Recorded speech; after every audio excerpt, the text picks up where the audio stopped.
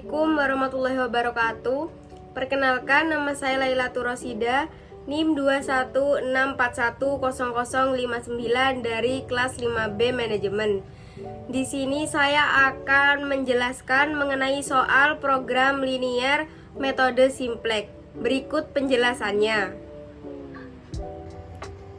Langsung saja kita mengerjakan soal nomor 1, yakni menentukan biaya optimum dengan metode Simplex untuk fungsi tujuan maksimum dan fungsi batasan kurang dari atau sama dengan. Fungsi tujuannya yakni maksimal Z 20x1 ditambah 15x2. Kemudian untuk kendala yang pertama 3x1 ditambah 4x2 kurang dari sama dengan 20. Fungsi kendala yang kedua sama dengan 5x1 ditambah 6x2 kurang dari 30. Selanjutnya langkah 1 yakni dengan cara mengubah fungsi tujuan dan fungsi kendala ke dalam persamaan sama dengan. Jadi untuk fungsi tujuannya yakni Z sama dengan 12x1 dikurangi 15x2 sama dengan 0.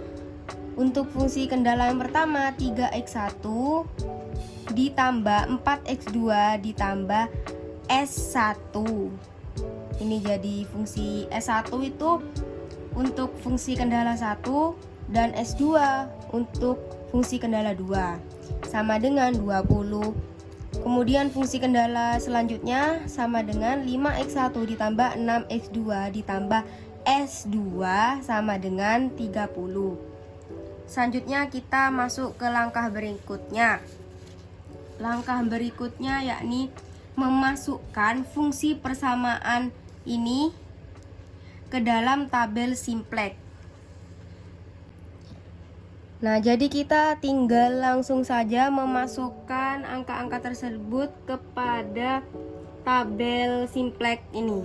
Jadi untuk variabel Z, pertama itu variabel Z-nya dulu. Z ini memiliki nilai 1. Kemudian X1 memiliki nilai min 20. Dan X2 ini memiliki nilai min 15. Nah, karena di sini tidak terdapat S1 atau S2, maka kita tulis 0. Dan ini sama dengan ini itu merupakan NK. Jadi kita tinggal masukkan saja. Seperti ini juga.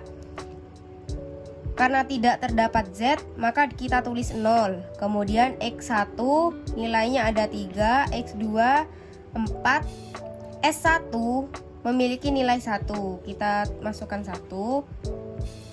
S2 tidak ada, 0 sama dengan NK 20. Dan seterusnya. S2 0, Z-nya ini 0 tidak ada. Kemudian X1-nya 5, X2-nya 6, S1 tidak ada, 0, S2 1, dan NK-nya itu 30.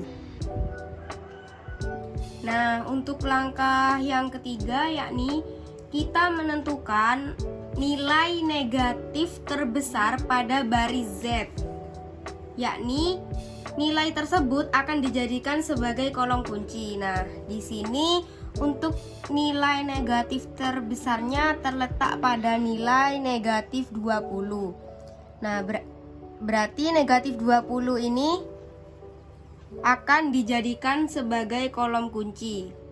Nah, negatif 20, 3, 5 ini akan dijadikan sebagai kolom kunci. Nah, jika sudah menemukan kolom kuncinya, kita langsung saja beri tanda.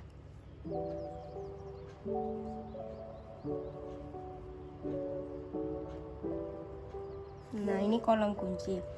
Setelah itu kita hitung nilai indeks setiap baris dengan membagi nilai NK dengan nilai yang berada pada kolom kunci. Dibagi dengan ini. Jadi untuk menghitung nilai indeks ini, kita membagi nilai NK ini dengan nilai pada kolom kunci. Jadi 20 dibagi 3 hasilnya 6,66. Lalu 30 dibagi 5 hasilnya 6. Setelah mengetahui nilai indeksnya ini, kita pilih nilai indeks dengan nilai positif terkecil, yaitu 6. Di mana baris dengan nilai 6 ini merupakan baris kunci. Jadi nilai 5, 6, 0, 1, 30 ini akan dijadikan sebagai baris kunci. Nah, kita tandain terlebih dahulu.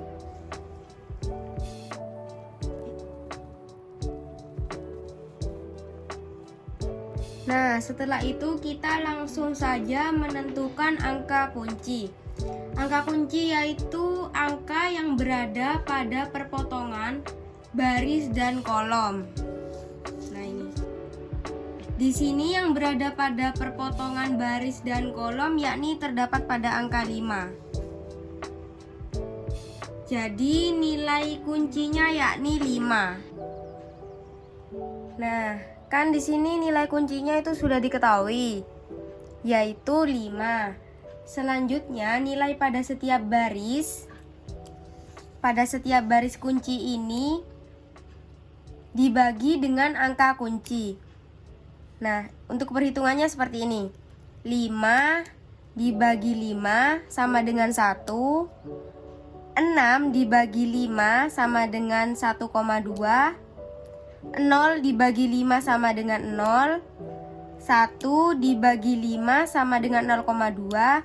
Dan 30 dibagi 5 sama dengan 6.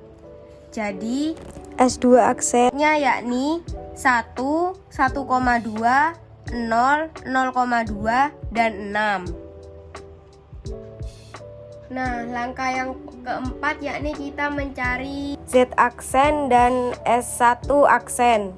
Nah, untuk mencari Z aksennya, rumusnya Z aksen sama dengan Z kurangi negatif 20 dikali S2. Nah, negatif 20 ini diperoleh dari kolom kunci Z. Nah, ini.